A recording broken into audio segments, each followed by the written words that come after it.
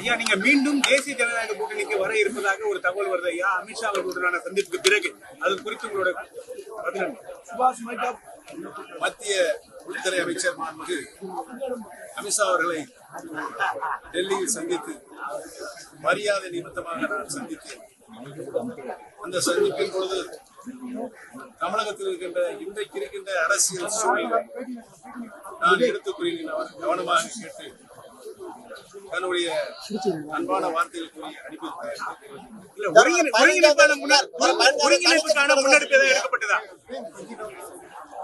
அனைத்து இந்திய அண்ணா முன்னேற்ற கழகத்துடைய புரட்சி தலைவர் எந்த நோக்கத்திற்காக இந்த இயக்கத்தை உருவாக்கினார்களோ, மாண்புமிகு அம்மாவின் இயக்கத்தை வரலாற்று சிறப்பாக மிக உயர்ந்த இடத்தில் யாராலும் வெல்ல முடியாத இயக்கமாக இந்த இயக்கத்தை வழிநடத்தியிருந்தார். அந்த நிலை மீண்டும் தமிழகத்தில் உருவாக வேண்டும் என்பதுதான் கழகத்தினுடைய அடிப்படை தொண்டர்களின் எண்ணம், நிலைப்பு. தமிழகத்தில் இருக்கின்ற பொதுமக்களுடைய கருத்தாகவும் அது இருக்கிறது என்பதை தெரிவித்திருக்கிறேன்.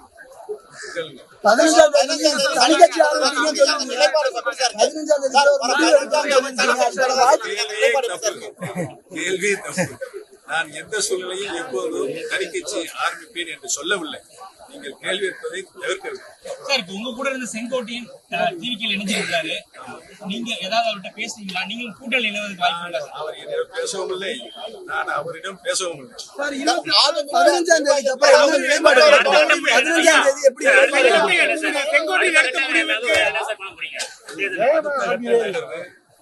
கழகத்தினுடைய தொண்டர்கள் எண்ணப்படிதான் தமிழக மக்களுடைய எண்ணப்படிதான் 26ஆம் ஆண்டு சட்டப்பேரவை தேர்தலில் உங்களுடைய பார்ட்டிசிபேஷன் எப்படி இருக்கு? அதிமுக நிர்வாகிகள் பலர் வந்து திமுக தொடர்ந்து நினைச்சுட்டே வராங்க. அதிமுக நிர்வாகிகள் பலர் வந்து திமுக நினைச்சுட்டே வராங்க.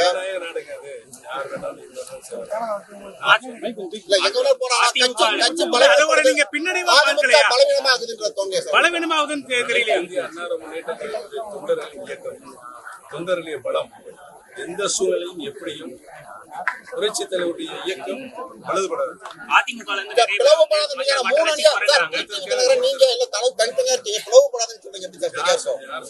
நீங்க தனியா தான் இருக்கீங்க, டிடிவி தலைவர் தனியா இருக்காரு, அதிமுக எடப்பாடி தனியா இருக்காரு. என்னுடைய நோக்கம் பிரிந்திருக்கின்ற அனைத்து இந்திய அண்ணா முன்னேற்ற கழகத்துடைய சக்திகள் ஒன்றுபட வேண்டும் என்றுதான் நான் சென்று டெல்லி சென்று